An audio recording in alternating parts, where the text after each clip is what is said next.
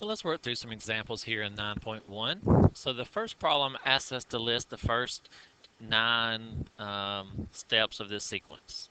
So find a sub 1, a sub 2, a sub 3, a sub 4, and a sub 5. So for a sequence defined in this form, then we just substitute a 1 in, and that gives us the first value. And then we substitute a 2 in, and that gives us the next value, and so forth. So a sub 1 is 20 plus 2 over 1 plus 4 over 1 squared. We're just putting, remember, a sequence is similar to a function, except n is just an integer. N is not any real number, it's just positive integers.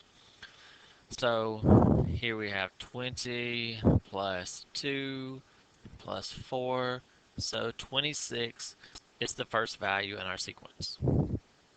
And then we go to a 2. So we get 20 plus 2 over 2 plus 4 over 2 squared. So that's 20 plus 1 plus 1, which is 22. Then if we put in a 3, we have 20 plus 2 over 3 plus 4 over 9. We could get a common denominator here with the last two of 9. We could multiply top and bottom by 3. So that's 6 ninths plus 4 ninths. So we get 20 and 10 ninths, which 10 ninths is 1 and 1 ninth. So this would be 21 and 1 ninth. Or we could get that as an improper fraction by doing 9 times 21. Let's get my calculator out.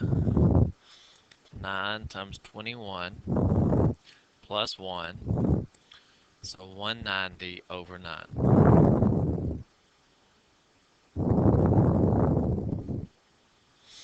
So either way is fine there.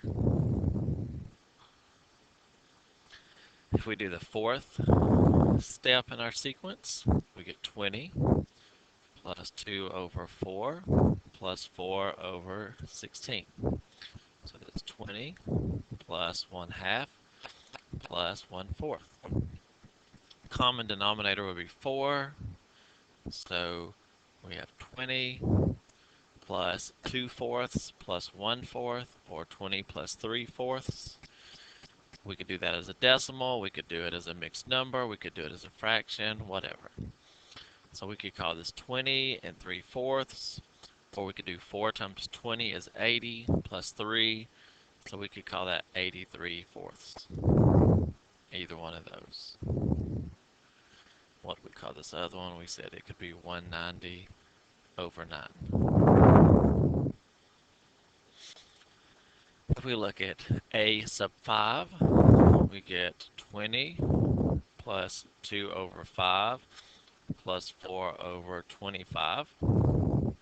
Common denominator would be 25. So this would be 20 plus 10 over 25 plus 4 over 25. So that'd be 20 plus 14 over 25. Or we could call that 20 and 14/25.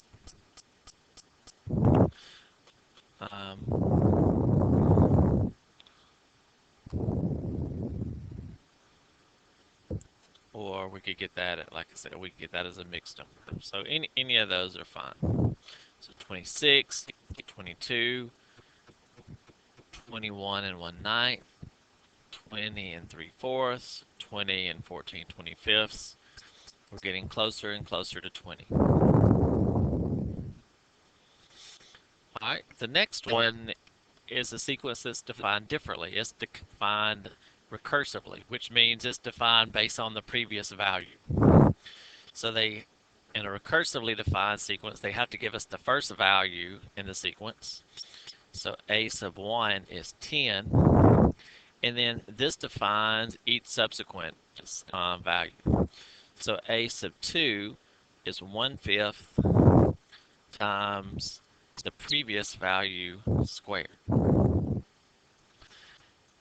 A sub k plus 1 equals 1/5 ak squared. This means our next value, our k plus 1, comes from taking our previous value squared times 1/5. So think about if k equals 1, then our 1 plus 1 value is 1/5 a sub 1 squared. So our a sub 2 value is 1/5 a sub 1 squared. If k is 2, if we put a 2 in for k, then our a sub 3 is 1/5 a sub 2 squared. So each one is based on the previous value squared times 1/5. The previous value squared times 1/5. So a sub 2 is going to be a sub 1 squared times 1/5. That's 100 over 5, or 20. A sub 3 is 1/5 times the previous value squared. So 400 over 5, or 80. The next value is 1/5 times 80 squared. Well, 80 squared is 6,400, then divided by 5. So 6,400 divided by 5, 1,280.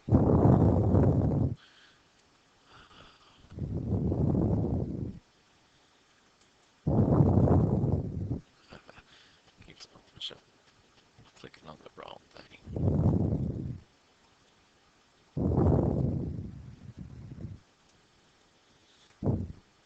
1,280. And then the fifth one would be 1/5 times 1,280 squared. So we can put that whole thing in our calculator. We can do 1 over 5 times 1,280, that's being squared, 327,680.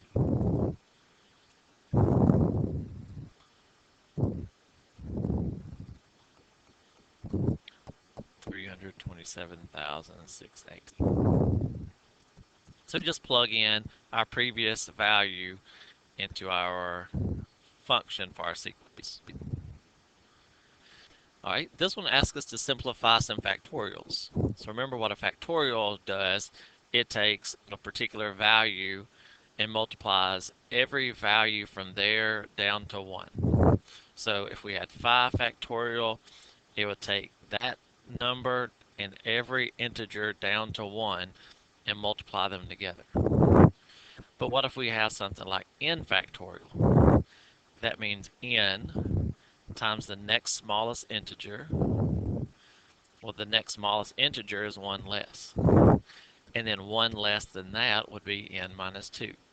And 1 less than that would be n minus 3. And we would go all the way down until we got 3, 2, and 1. We don't know what n is, so we don't know how far that goes. But we can set this up as a product of subsequent numbers for reference. So if we want to simplify this particular factorial, first of all, let's look at which one of these is the largest. Well, the one on bottom is going to be the one that's the largest. So let's list out a few of the factors here. The largest factor is 3n plus 3. The next smallest one, if we take 1 away from that, if we take this one and subtract 1, would be 3n plus 2. And then if we take 1 away from that, 3n plus 1. If we take 1 away from that, it would be 3n, and then everything down to 1. So we could say factorial. So this expression is equivalent to 3n plus 3 factorial because it still is taking every value from 3n plus 3 going all the way down to 1. We listed the first several of those, but then we're like, well, we don't know how far to go, so we're just going to stop here. And this factorial says to multiply all the rest of them together. And you'll see why I'm going to do that in just a moment. If we do the same thing on top, the first factor is 3n plus 1. The next lowest one, if we take it one way, would be 3n. And then if we continued on forever down to 1, we could just list that as 3n factorial. So I do this to illustrate that we're going to have common factors. Everything from, particularly from 3n on down, notice we have 3n in every other factor going down to 1 on top. We have 3n and every other factor going down to 1 on bottom as well. So those will be common factors, and we can cancel all those out. We don't have to necessarily list every single one of those. We can just cancel them out. We also have the 3n plus 1 on top and the 3n plus 1 on bottom. So when we reduce this, we don't have any factors left on top. We have a 3n plus 3 and a 3n plus 2 left on bottom. So that's how that factorial reduces. Notice our final answer doesn't have a factorial in it. We canceled everything from a certain point down to 1. Now normally I wouldn't have written either one of those. I would have left the top one as 3n plus 1 factorial, and then I would have taken the bottom one, which is the largest one, and I would have listed each term until we got down to 3n plus 1. And to show, or each factor until we get down to 3n plus 1, and then to show that we still include all the rest of them, that would be factorial. From that point, we would see that on top, we have 3n plus 1 all the way down to 1. On bottom, we have those same factors. So all of those factors that are involved in that factorial and all of those factors in that factorial are going to be the same. Those will cancel. So the only factors that are left are the ones that we don't have both on top and bottom. The factors that are not both on top and on bottom are the 3n plus 3 and the 3n plus 2. All the other factors, starting at 3n plus 1, every one of those factors are going to be on both top and bottom, so they reduce, they cancel out. Okay, so this one, I believe it asks us to find out what this sequence does. Does it converge or does it diverge? If it converges, what does it converge to? So let's begin by looking at the sequence n over n plus 9. And the only difference between these two sequences is that the first one is going to alternate signs. If n is 1, we get negative 1 to the first, which is negative 1. If n is 2, we get negative 1 squared, which is positive 1. And then we would get negative 1 again. And then we would get positive 1. So the piece in the front, that just alternates, are we going to be positive or negative, positive or negative. So whatever value we get for this, we're going to have negative 1 times that to begin with. The next term, we're going to have positive 1 times that. The next term, we're going to have negative 1 times that, and then positive 1 times that. So if we can find out what this goes to, then we can find out, well, what is the whole sequence going to go to?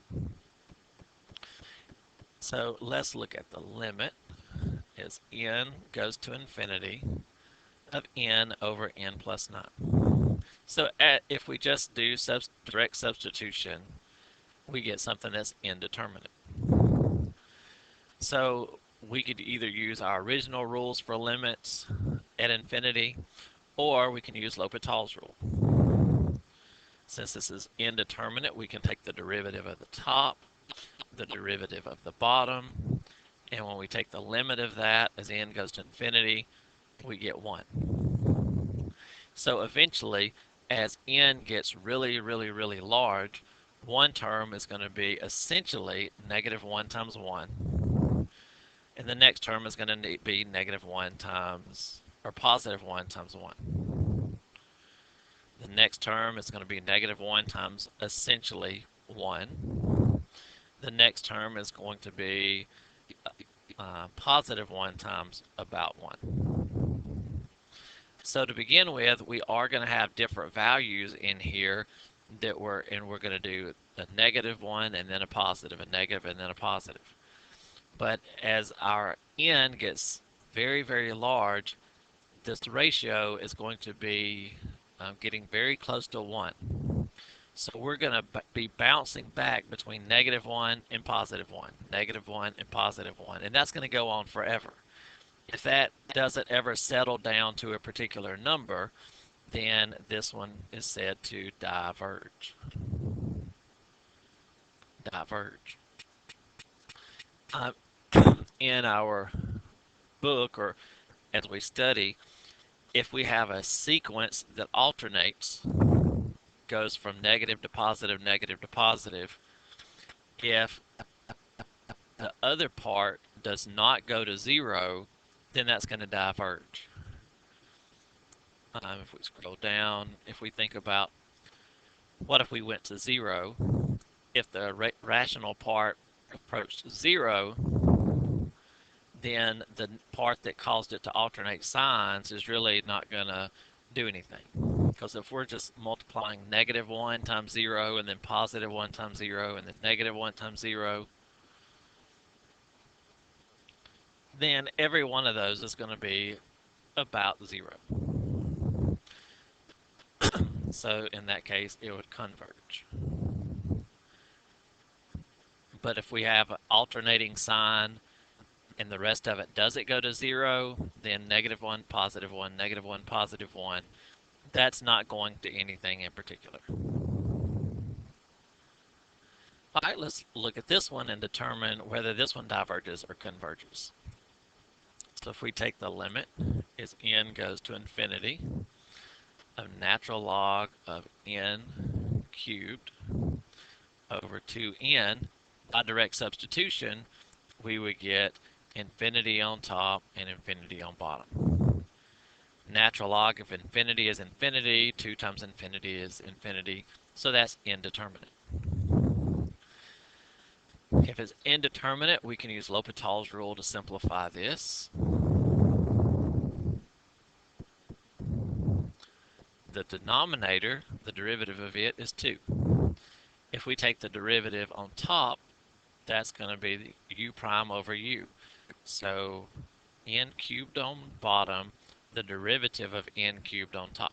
The derivative of n cubed would be 3n squared. So that would reduce those.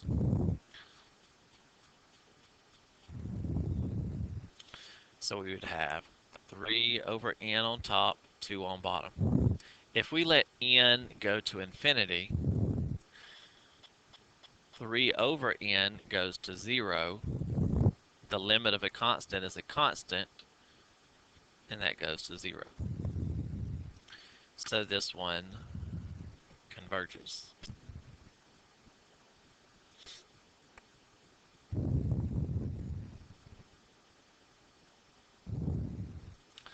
All right, if we look at this one, what is this one doing as n goes to infinity?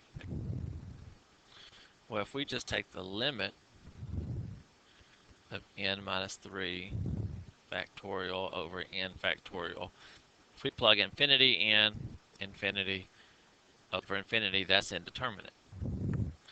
So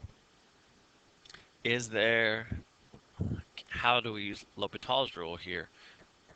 We haven't really covered taking the derivatives of factorials.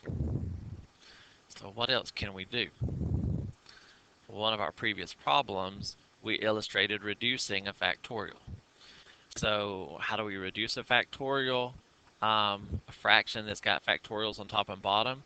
We take whichever factorial is the largest, and we start listing terms getting closer and closer to 1. Well, this one is the largest one. n minus 3 is smaller than n. So on bottom, the first factor is n. The next one is 1 less than that. The next one is 1 less than that. The next one is 1 less than that. And from n minus 3 all the way to 1, we're going to have the remaining factors on both bottom and top.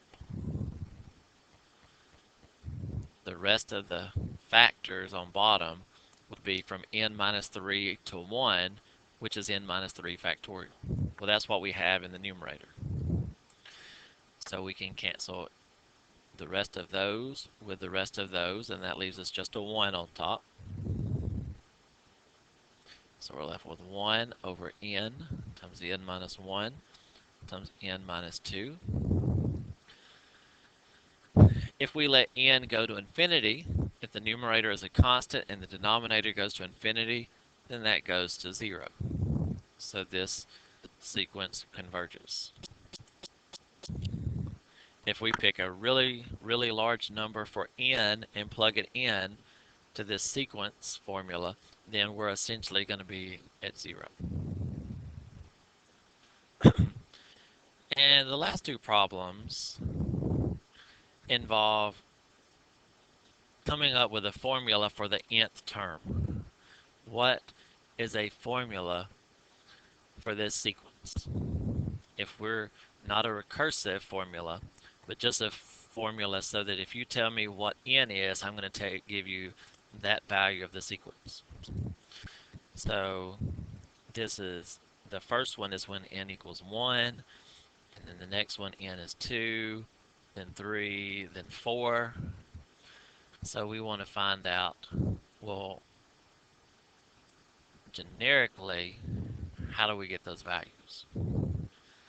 Notice on top, from one term to the next, or one term in the sequence to the next, we're getting bigger by 1. As n gets bigger by 1, these are getting bigger by 1. Same thing on bottom. So this number is 5 more than this. This number is 5 more than that. This number is 5 more than that. So the number on top is 5 more than whatever n is. The denominator is 1 bigger than the numerator. Whatever the numerator is, the denominator is 1 more than that. Well, what's 1 more than n plus 5? It would be n plus 6.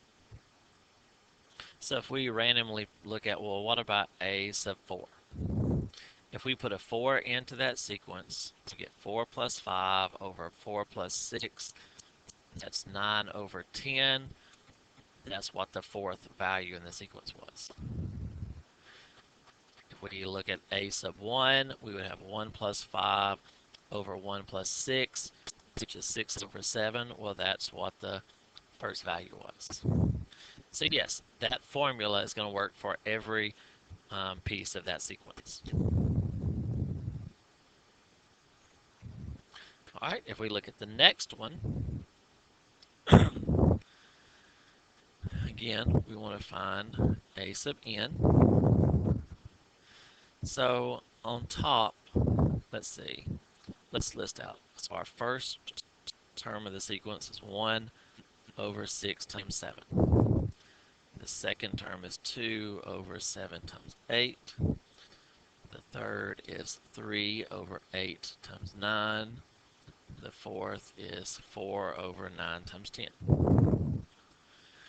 So occasionally you'll have a piece of the sequence that is unchanging. Here everything is changing. The numerator changes each time, and both factors on bottom also change. So there aren't going to be any constants, so to say, in our sequence. If we look at our numerator, each time the numerator is equal to this subscript. The numerator is equal to the subscript. We call that the index of our sequence. So the index of the sequence, that tells us what's on top. Similar to the last one, notice this first factor is 5 more than the index.